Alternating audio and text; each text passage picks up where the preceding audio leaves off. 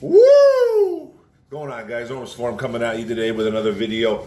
And this video is about the Detroit Lions making a move. They went out and signed tight end, wide receiver / wide receiver DEVIN Funchesss.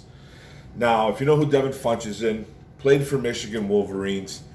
Back in 2013, 14, 2012, 2013, 2014. I believe he played 3-4 years at Michigan.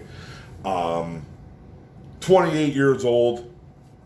Obviously, a Michigan Wolverine, like I just said, 6'5", 230 plus pounds around. Don't really know what his weight is actually at the moment. Now, if you know anything about DEVIN Funchesss, yeah, he went to Michigan. It's probably the only reason why I'm really doing this video. I'm a diehard Michigan fan. I love my Detroit Lions, and I decided just to talk about it a little bit. I don't think this signing is anything special right off the bat. Okay, let's just get that out of the way. I personally think it's a camp body signing. We'll talk about that in a few too, but let's talk about his college numbers back in the day. Okay, he had 126 catches, 1,715 yards, 13.6 yards per catch, and like 15 touchdowns. 3 years at Michigan. He was 3 years at Michigan. He was a tight end his first 2 years at Michigan, even winning the Big Ten Tight End of the Year award. I believe it was 2013 that he won that award.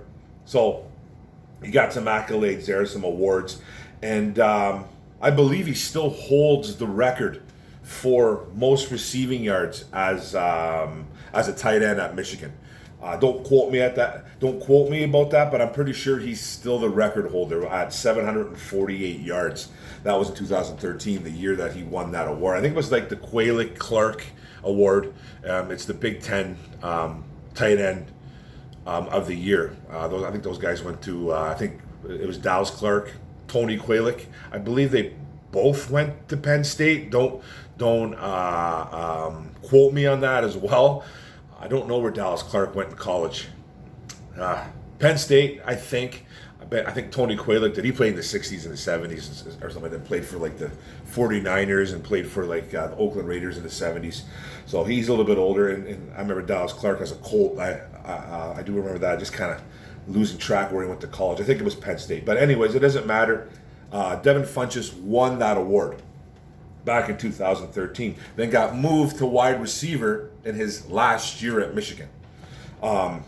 He was drafted in the second round in 2015 by the Carolina Panthers. They instantly made him a wide receiver. He struggled largely his first 2 years in Carolina. Drops were a big problem, and had a really low catch rate per target. His catch rate percentage is like 51.9% for his career in the NFL. So, pretty much a 50-50 chance he's going to catch the ball when it's thrown his way. Maybe it's slightly better. Now, his NFL numbers: 164 catches, 2,265 yards, 13.8 yards per reception, 21 touchdowns, 5 years of stats, 4 years in Carolina, okay? And then he had one game as a Colt and caught like 3 passes for like 30-something yards, 32 yards, I believe.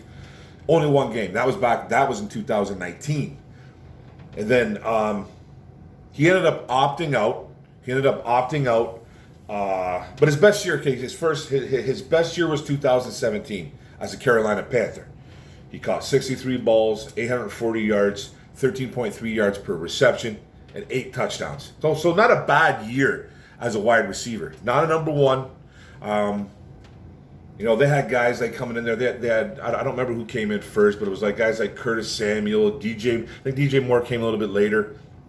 But those guys were starting to come along, and he literally became like their third option in the wide receiver room, pretty much. He was probably drafted to be a little bit better than that, but that's what ended up happening. But he did have a 56.8% catch rate in 2017 for Carolina. Not that bad, nothing great, but not that bad. So he's played on Carolina Panthers for 4 years, played for the Colts for one game, then let go, I guess, or he opted out. I don't remember what came first, but he did opt out because of COVID back a few years back. Then the Packers picked him up. Never played an NFL game in the regular season. Preseason he did. And then the 49ers picked him up last year, which I don't even remember this. I don't remember even seeing him play in any preseason games, even though I don't pay any really attention to teams like the 49ers or anything like, or even the Colts. So I don't even know what happened last year. He obviously didn't make the squad. He got sent to the practice squad or he was released. I don't even really know. Now, what's he going to bring? What's he bring to Detroit? Okay, what's he bringing to Detroit? This man hasn't really amassed any really real stats since like 2017, 2018. You know what I mean? So, what's he going to bring here? Now, we have a fan base here in Detroit that gets completely, they blow everything out of proportion. They blow everything out of proportion. There's a group of people that think this was a fantastic signing, think that this guy's going to make a difference. And then there's a group that completely hate it. They don't know what the hell is going on. Why would they make a pickup like this? And then you have a more rational fan base, like a group that will think, okay, well, it's just a camp body. It's just a camp body. It's not a big deal. It's for peanuts. The guy's probably making absolutely nothing. Like he's not making a thing. He's no guarantee. Now, we have guys that are banged up. We got Derek Deese Jr., who they picked up as a UDFA, who's banged up, hasn't been able to play yet, don't know what his injury really is. They drafted a kid out of Virginia Tech named James Mitchell. He's recovering from that ACL. He's due back soon. Then you even got Hawkinson, who's been a little bit limited during these OTAs, during these camps. So, and then the depth chart, you guys got, you have Brock Wright on there. Nolan Given, another rookie they picked up as a UDFA. They picked up Garrett Griffin, who's a blocking guy from the Saints. Shane Zylstra, who's actually been showing out a little bit during camp. A guy that I like a lot. A guy that made the switch from wide receiver to tight end actually in the NFL. So he's showing out a bit. And then they grabbed Devin Funchess. So you pretty much got 8 tight ends on the roster. So we have a lot of guys on the roster, but 3 of them are pretty much hurt. Like I said, Deese, Mitchell, and Hawk is kind of limited. He's getting in there, but he's not full bore yet. You can tell by the way they're limiting his snaps. That's what's being reported. So the thing with Devin Funchess is that he's got a little bit of NFL experience. Not as a tight end though.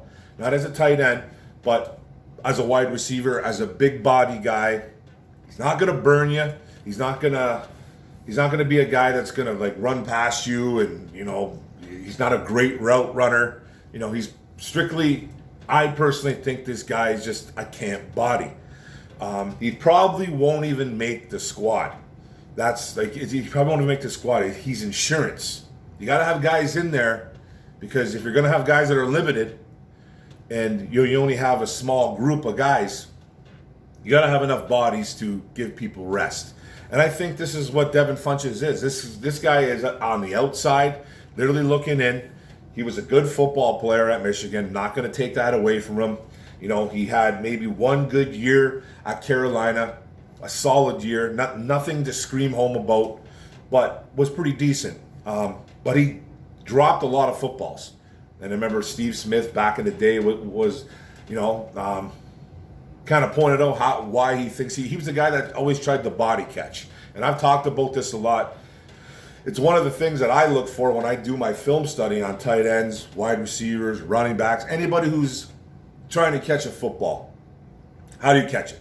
Now, do you make the diamond? Are you the textbook guy that does that with the diamond, waiting for the ball to come? Because there's a plethora of people that think that's how it should be, and I kind of agree on that. And that's how I teach. Like when I play football catch with my little girl, man, I tell her, diamond it up, baby. Like put the diamonds out, and then spread your fingers, and that's how you catch a football. That's how you really do. You don't have to just sit there like this, like all the time. But that's how you kind of learn how to catch when you're young. Devin Funchess did a lot, and Steve Smith, who's right, tried to body catch a lot, and then it hits on your chest, hits on your pads, and it bounces. Then you got to grab, bounce and grab, bounce and grab. You don't want that. You want the ball to come in, and then you want to bring it in. You always want to try to bring it in. Funchess didn't do that, man. He struggled largely with drops, big time. Now he's a big body kid at 6'5", 230 plus, whatever he is. I don't even know what he is right now. So to everybody saying that this kid's going to come in and is going to make a bunch of noise, check yourself on that a little bit, man. Just kind of calm down. And then if you're really hating on the pick, there's no need to hate on it. It's just a camp body. Maybe he will turn some heads though. Maybe he will steal somebody's thunder. I'm not expecting it, but it's a guy that's got a little bit of, it's a guy that's got a little bit of experience. He's not going to wow you with his route running. He's not going to wow you with his speed. He sure as hell ain't going to wow you with his hands. And he's not going to wow you with, blocking and all that kind of stuff too. I don't know if I said that. But he's not going to really wow you with a lot of things. But he is a big body kid. Red zone maybe. He's a red zone guy. He's just got things to work at. He's a willing blocker too, but I don't think he's a guy that's going to blow guys out of the water. He's not Rob Gronkowski coming in. That's just, everybody just calm down. It's just an ex-Michigan Wolverine guy coming in. I think the Lions maybe are throwing him a bone. We got some guys nicked up.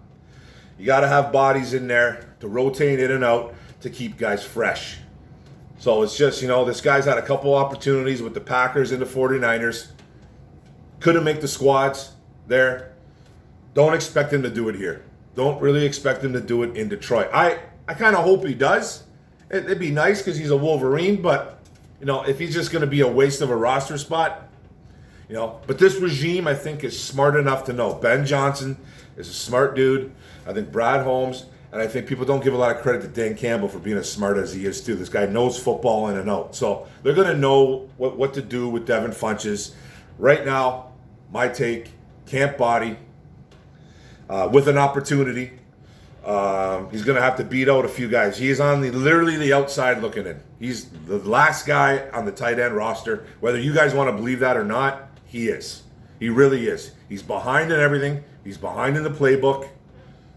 But he's a Wolverine. So that's why I kind of talked about this. But don't expect too much, man. Don't expect much. I expect him to get cut, to tell you the truth. I really do. It's just, the guy hasn't really done anything for 3-4 years. Like, let's go. Like, come on, guys. Like, reality needs to set in sometimes. This social media, man, they just take this stuff and they run with it. Like, this guy's going to be some type of special athlete for the Lions now. He's going to be the difference maker. Like, I don't understand. Like, I just don't get that. Like, yeah, we love him. He's an ex Wolverine, but let's everybody slow their roll, okay? But he's got an opportunity here, and that's it, guys. That's the video. I'm talking too much about it. Thank you for tuning in. I appreciate it. For tuning into the video. Don't forget to hit the subscribe button on the bottom right. Don't forget to hit the notification bell. Get all my videos. Don't forget to like and comment. Let's talk about Devin Funchess. What do you guys think? Camp body at best right now, guys. Just a little bit of a filler, some insurance. Thanks a lot, guys. Go Lions. Boom. One pride, baby.